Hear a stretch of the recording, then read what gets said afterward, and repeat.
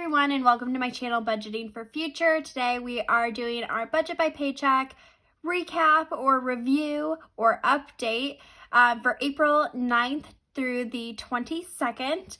We did, I would say, a pretty good job sticking to our budget overall, but it is our last pay period with our old salaries, and so it'll be a good time to really check in on what we're thinking for how we want to budget in the next few months now that we have received those higher salaries. I think after reviewing, we are going to probably be making some changes in the future, but I did want to walk you guys through how well we did with sticking to our budget and also the different areas where we think we could improve or might need to even grow the budget. Without further ado, let's go ahead and jump on into this thing. To start us off, we do want to document exactly what our income was during this period. My husband was paid exactly what I expected, $1,517.20.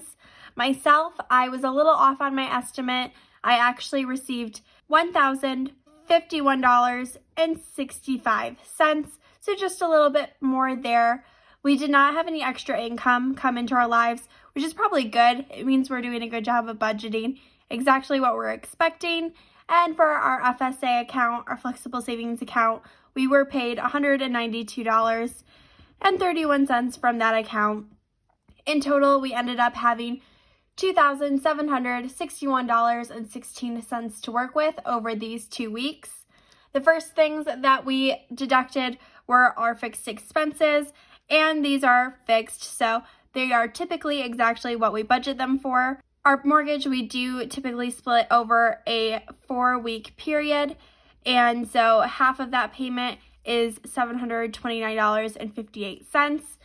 Our HOA fee was $98.90, and our internet bill was $50, and nothing changed at daycare, so that was $360 for our family as well. Next up are these variable expenses. Now, these are the areas where we do have cash envelopes that we use, but Lord knows we still are constantly digging into other envelopes to try and make ends meet. For our groceries, we did go over budget.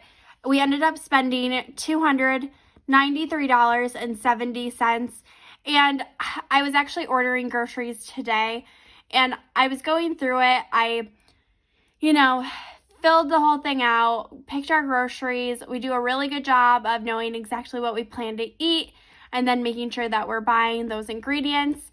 We hit $100 for the week, which was right on track to hit these groceries. And then my husband goes and says, oh, well, the baby needs this and this and this and this and this. And it was just one of those moments where it really sealed it for me that we do need to expand our grocery bill or our grocery budget. We did previously do a great job of sticking right around $200 to $250 per 2 weeks before she was eating regular human food. But these days, between needing raisins and fruit cups and sausage links and all the things to keep her fed and happy, we do really need a full $300 every 2 weeks. So we are going to have one last budget using $250 for groceries, and we'll try and stick to it.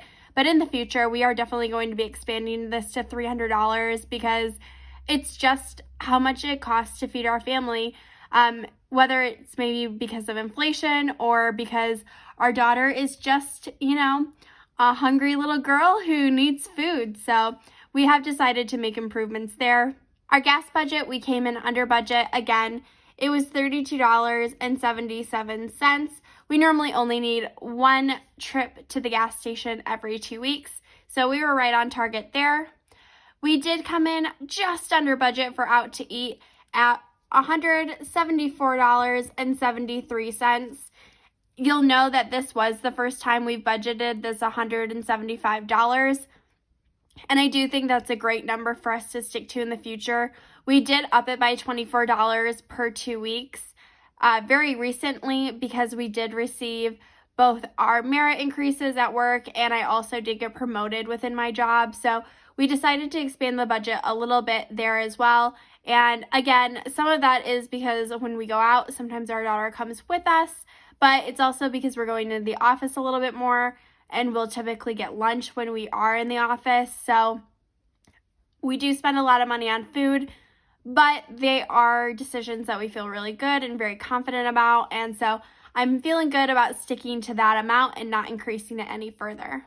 In terms of fund money, we did pretty okay here. Now with our fund money, this money does roll over every paycheck. So if we don't spend all $100, we get to keep whatever we haven't spent. My husband spent $53.07 over the past 2 weeks, so he did get to keep the remaining $47 in his cash envelope. Myself, I spent $22.58. I will probably be spending some money coming up here.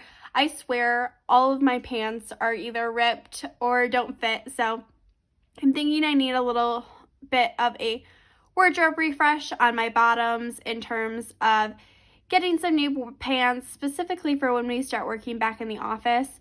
I think it'll be happening pretty soon. We are recently vaccinated, so things are definitely becoming a lot more normal. And I think that either the CDC or the White House today announced that we no longer have to wear face masks outdoors when we're fully vaccinated. So I'm going to assume that the reopening is coming back, and we'll probably be working in the office full time once that happens. Now, in terms of my daughter's variable expenses, she spent a lot of money. We finally bit the bullet and we decided to invest in the Nugget. I will link it down below in case you have no idea what I'm talking about, but it is a really fun child's toy. It's like this couch that can turn into a fort.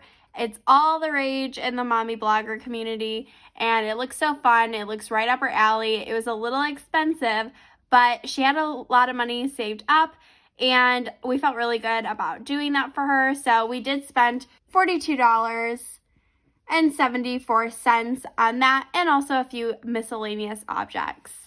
Now, in terms of our debts, I did list these. We do our student loans as well as our 401k loan. We have been paying towards our 401k loan pretty consistently because it does come right out of my husband's paycheck every 2 weeks.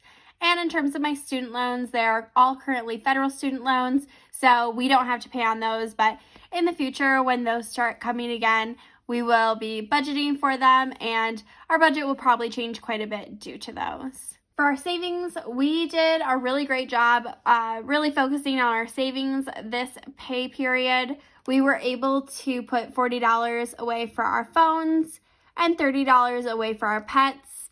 We even were able to save for our saving challenge all $340, which is awesome. It's one of the bigger amounts that we have to save for our savings challenge to get us to $5,000 by the end of the year. I've got a link down below. But it did feel really good to have that.